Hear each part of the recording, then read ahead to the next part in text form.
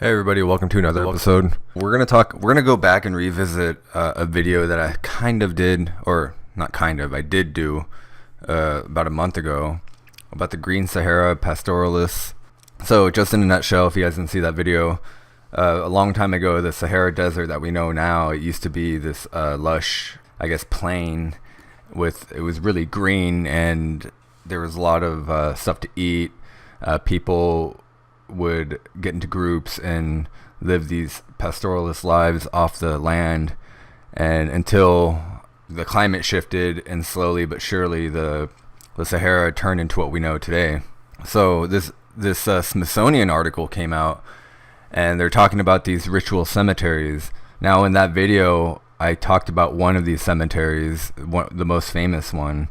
The unique thing about these cemeteries was that it seemed the older they were, the more ornate and more attention to detail was put into the creation of these burials for large spans of time, like 800 years, 900 years, that allegedly these pastoralists were responsible for.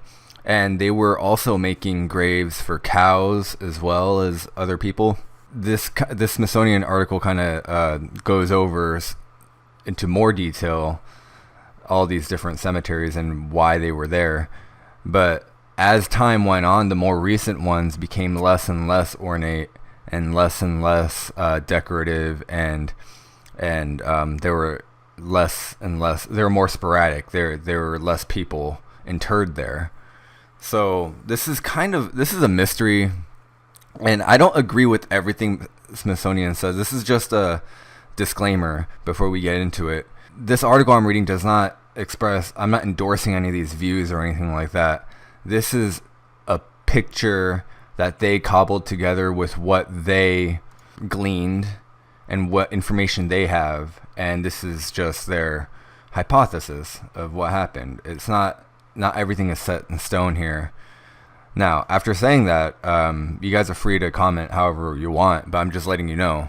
So I'm going to just provide my commentary on this thing because I think it's really interesting, and it's a really complex subject because there's not a lot of information, not a lot of hard evidence to go by, although there are these sites that I mentioned, but there are a few things that I have questions about, and also things that make sense to me as well. Before the earliest dynasties that we know of the ancient Egyptians, the Old Kingdom, but like 3-4 those dynasties, there was a new wave of people coming in and living this pastoralist life. They held a bunch of different domesticated animals in high regard.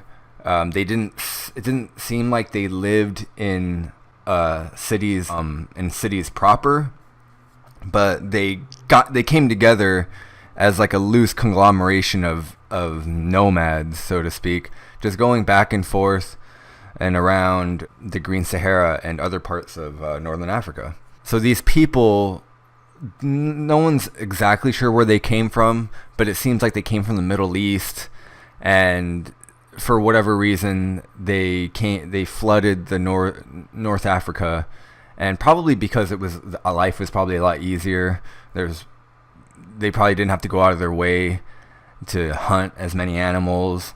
There's probably ample the earth was providing in that specific region plenty for populations to not only grow, but for them to find reverence in certain things in life, like developing community, showing reverence to God or the divine, and animals that they recognize the difficulty of the hunter-gatherer lifestyle, and so they revered the domesticated animal because it made them not have to work so hard for valuable and nutritious food like meat and stuff.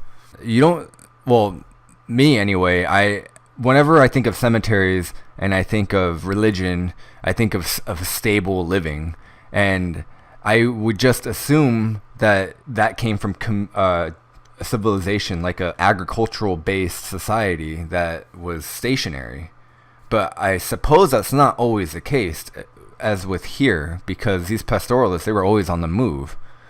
It seems to be a pretty good cross between hunter-gatherer lifestyle and this civilized agricultural lifestyle. Someone in the comments a few days ago mentioned that some of these they did have some plant cultivation techniques that they took with them and used while living a nomadic lifestyle. So, and which is true. Just because a population had plant cultivation techniques does not necessarily mean that they were living in one spot. Irrigation, however, if they used irrigation, then that's another story, right? Because irrigation, you're probably more or less living in a permanent settlement, because you're literally diverting water to where you live. But anyway, this has nothing to do with irrigation, and I digress. So these people come in through the Middle East. The traditional subsistence method of hunting and gathering was slowly giving way to this, what I said before, the secure practice is pastoralism, animal domestication and herding. Here's one of my first questions, though. Animal domestication goes back further than this, right? So someone had to have done the hard legwork of domesticating the first animals. It seems like these people who came in from the Middle East, they already were equipped with domestication.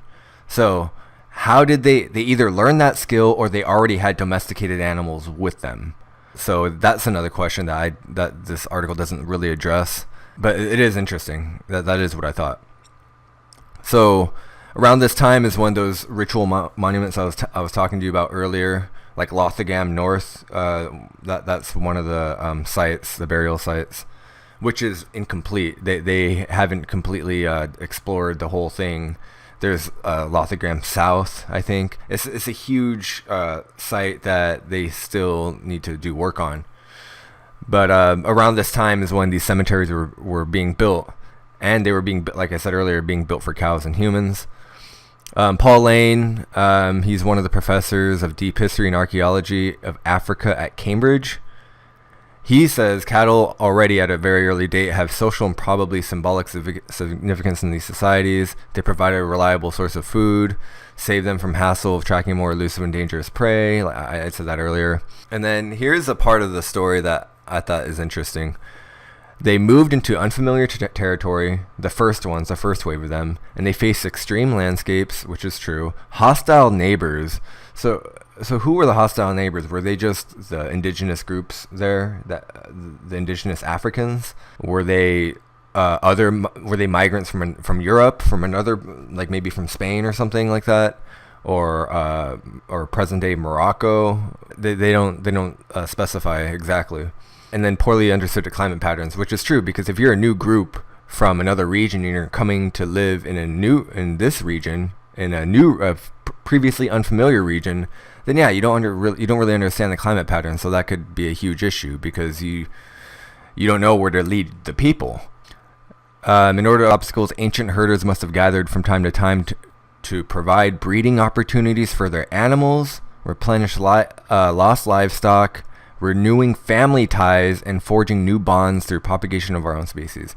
So they must have been, they were a loose conglomeration of people, because they didn't really live in villages, but they were close enough to organize from time to time these arrangements.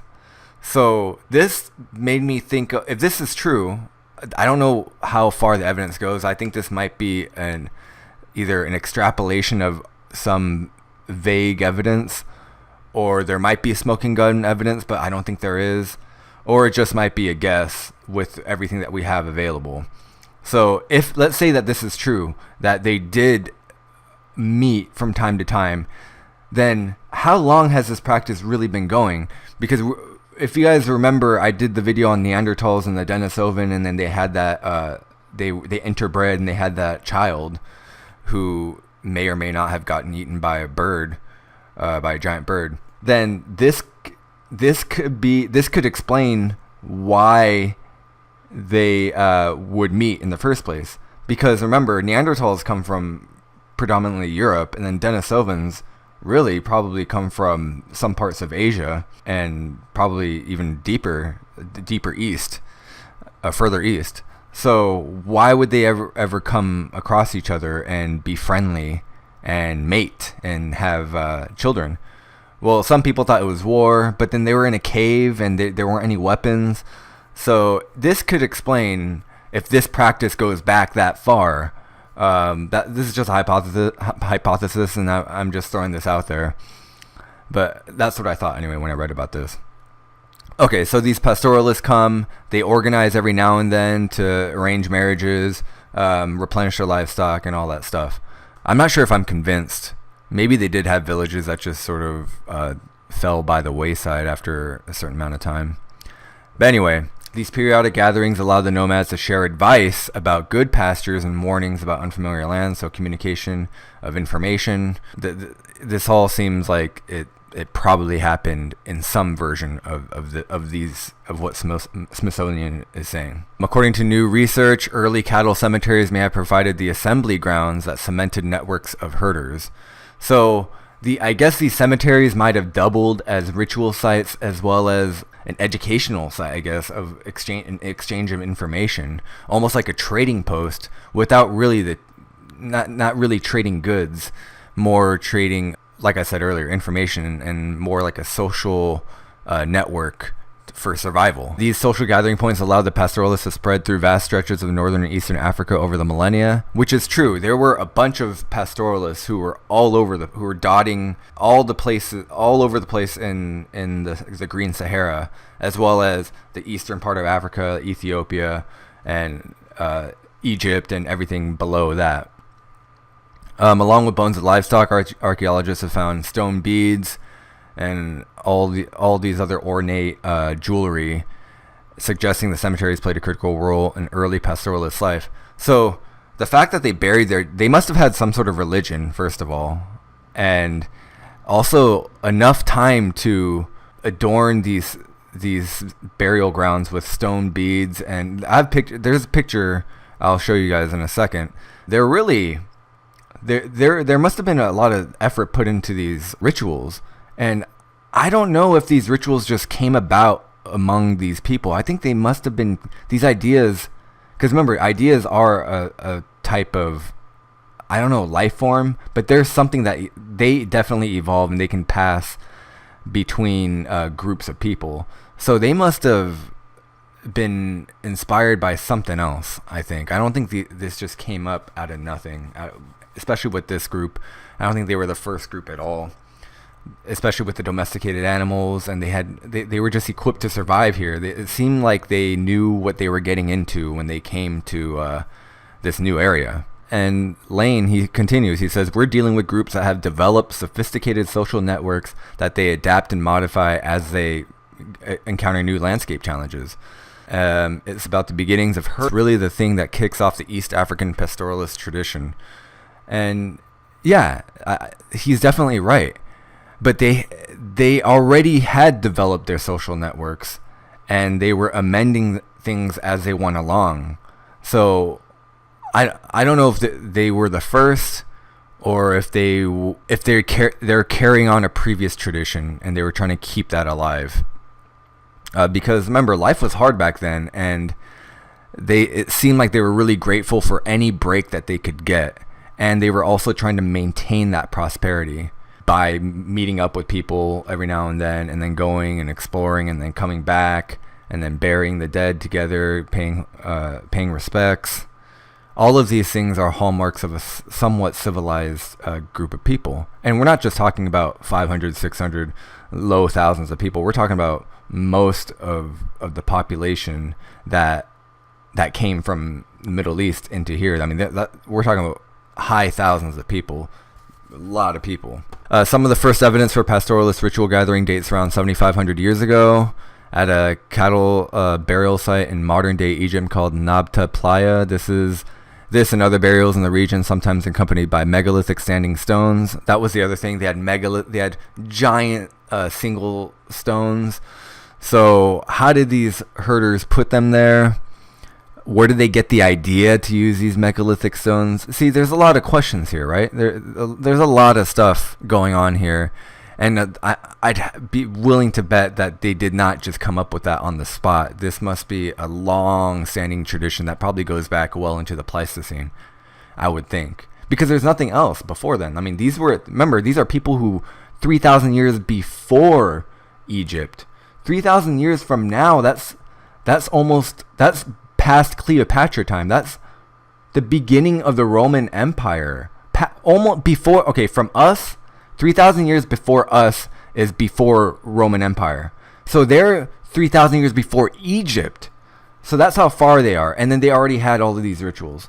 So, the numbers don't lie here. There's something going on that is being omitted, not being omitted by Smithsonian. I'm not blaming Smithsonian for anything. I just mean that we've yet to find something that connects this bridge here. We know that there's a hole, but we just can't find it. We can't find the piece that goes in to make the connection. But you can do, the best we can do is deduce and see what's missing and see what we have, and we can just extrapolate, which is what I'm doing right now. I'm just trying to make sense of all of the stuff that we're getting. It wasn't the good times quickly dried up, desertification. So basically, when desertification started happening in the Green Sahara region, that means resources became more scarce. And then what happens? There's no abundance, there's scarcity, and then there's conflict, right? So the tribes start leaving Egypt, and they start moving west just to follow they're trying to get away from the dryness, basically. So they're trying to stay with the green.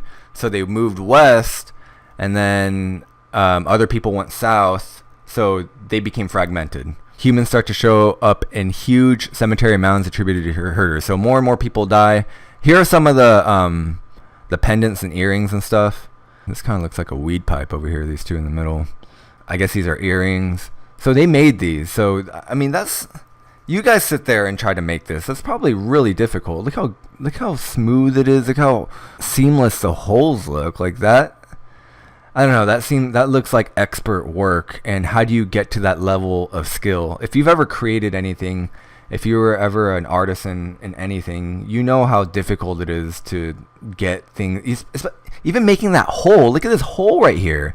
Look how almost that's difficult, And so to make that on the fly, or to get those skills on the fly, I don't know. It just seems like it seems like a tough sell. It seems like these skills are passed down. I mean, they were important enough to adorn the dead. So, I mean, it just seems it seems like we're dealing with skills that have been honed for generations and perfected over generations. Sawchuk continues. He says, we can see that these early pastoralists around the Nile are doing similar things to the people burying cattle were doing, adding that these burials sometimes included family groupings, contained similar types of stone beads.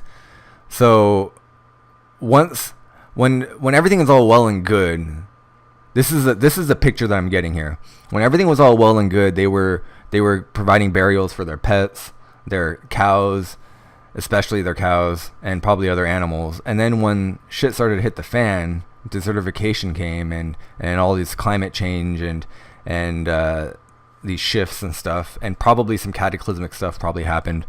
They started burying people because more and more people started dying.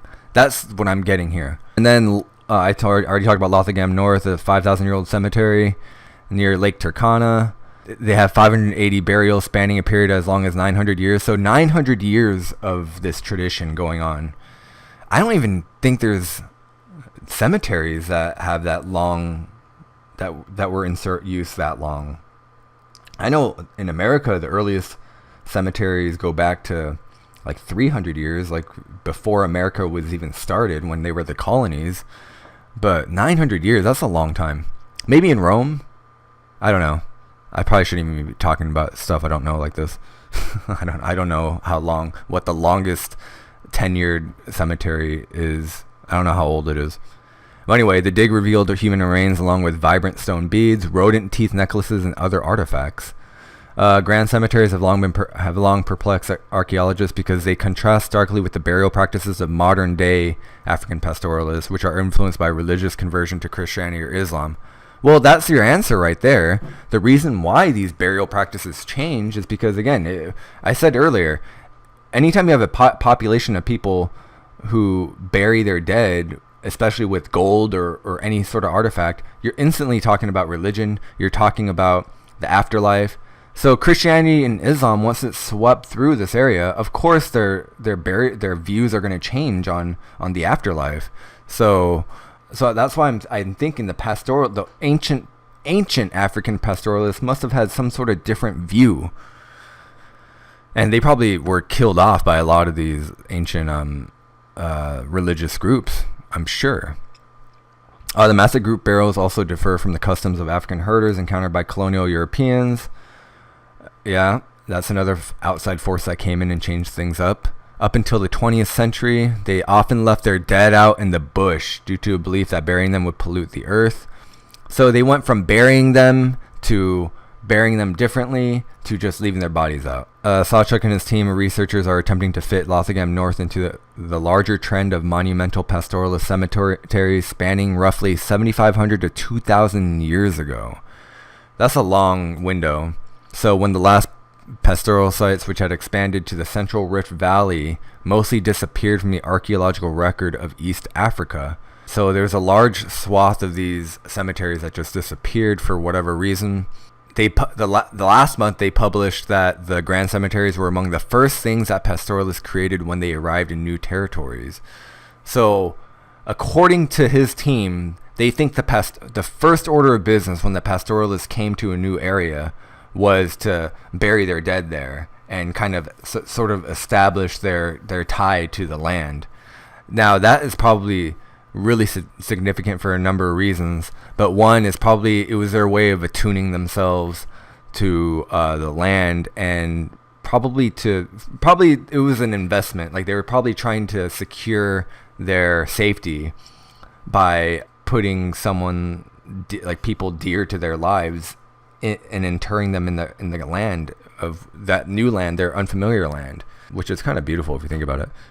After all, one of the first places a culture on the move needs is a place to bury their dead, obviously. So here's Lothringham North Pillar. So this off-colored sand right here are these burial sites of loose ground. But this thing's huge. Look at these people right here. Look how small they are compared to everything else. So I mean, we're talking about large swaths of the land dedicated to burying people, and megaliths as well. I mean, there are megaliths here. Who knows how they got them there? They didn't have cranes or anything.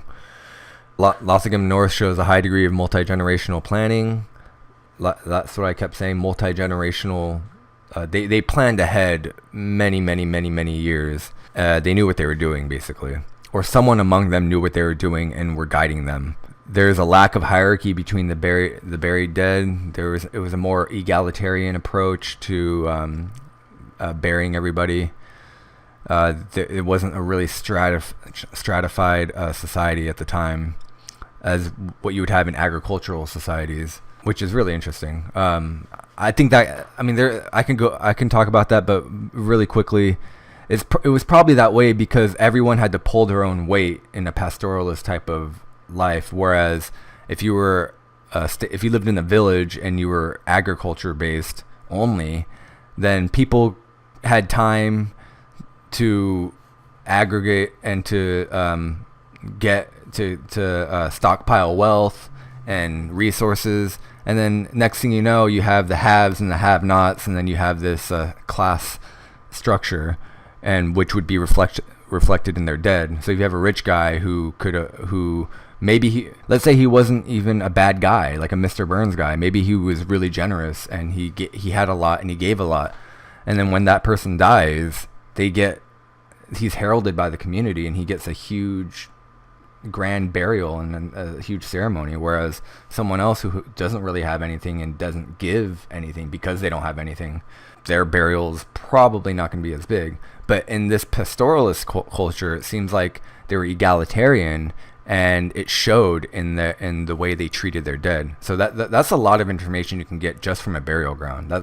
I mean, there's more information, obviously, like physical information that you can extract from what they buried their dead with. But the fact that they even buried them in the first place in this way is really telling about how they lived their lives. And it's no surprise that something like organized religion could come in and just take advantage of all of them, or just destroy it, or whatever. So it's difficult to follow the trajectory of these pastoralists from the Nile Valley into Lake Turkana region. However, as the area between South Sudan lacks archaeological research due to current political volatility. So that's a good point.